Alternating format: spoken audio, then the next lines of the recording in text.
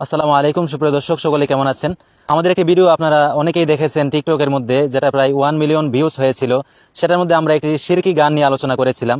তো ওই গানের মধ্যে আপনারা অনেকেই কমেন্ট করেছেন যে এরকম আরও কিছু ভিডিও দেওয়ার জন্য, এরকম আরও কিছু গান সম্পর্কে অনেকে কমেন্ট করেছেন এই গানগুলো নিয়ে আলোচনা করার জন্য।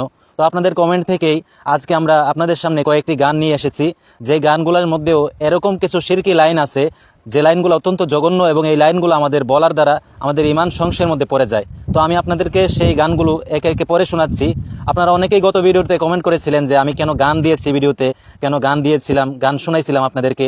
তো আজকে আমি আপনাদেরকে গান শোনাইতেছি না, শুধুমাত্র আমি গানের থাম্বনেলগুলোকে আমি স্ক্রিনে দিয়ে দিচ্ছি, আর আমি আপনাদেরকে গানগুলো পড়ে শোনাচ্ছি। আপনারা শুনে রাখেন সেই লাইনগুলো, শুধু যে লাইনগুলোতে শিরক রয়েছে ওই লাইনগুলো আমি আপনাদেরকে পড়ে শোনাচ্ছি, আপনারা একটু শুনেন। সর্বপ্রথম আমরা যে গানটা নিয়ে আলোচনা করছি সেই গানটা হচ্ছে যে জান্নাত সাজায়ে হাম তেরে লিয়ে, ছোড় দি খুদাই হাম তেরে লিয়ে।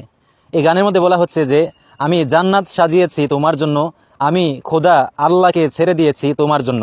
নাউজুবিল্লাহ, অত্যন্ত জঘন্যতম শিরকি একটা লাইন, যে লাইনটা বলার দ্বারা বা গাওয়ার দ্বারা নিঃসন্দেহে আমাদের ঈমান সংশয়ের মধ্যে পড়ে যাবে। এমনই আরেকটা গান আছে যে গানের মধ্যে বলা হচ্ছে যে তুঝ মে রব দেখতি হে ইয়ারা মে ক্যা করু, সজদে সর ঝুকতা হে ইয়ারা মে ক্যা করু। তোমার মধ্যে আমি রব দেখি, তোমার মধ্যে আমি খোদা দেখি, আমার বন্ধু এখন আমি কি করব। সজদে সর ঝুকতি হে ইয়ারা মে ক্যা করু, সেজদায় আমার মাথা অবনত হয়, বন্ধু এখন আমি কি করব। এরকম জঘন্যতম লাইনগুলো, আসলে কোনো গানের পরিপূর্ণ গানটাই শিরকি থাকে না, বরং গানের মধ্যে কিছু কিছু লাইন শিরকি লাইন ঢুকিয়ে দেওয়া হয়, যেন সেই গানগুলো শোনার দ্বারা তারা অতি সহজেই আমাদের ঈমানকে শেষ করে দিতে পারে। তারপরে আরেকটা গান রয়েছে যেটা আপনারা অনেকেই ছোটবেলা থেকে শুনে আসতেছেন, সেটা হচ্ছে ক্রিস 3 মুভির একটা গান, যে গানের মধ্যে গানের শুরুতে প্রথম লাইনের মধ্যে বলা হয় গড আল্লাহ और ভগবান মিলকার বানায়া এক ইনসান।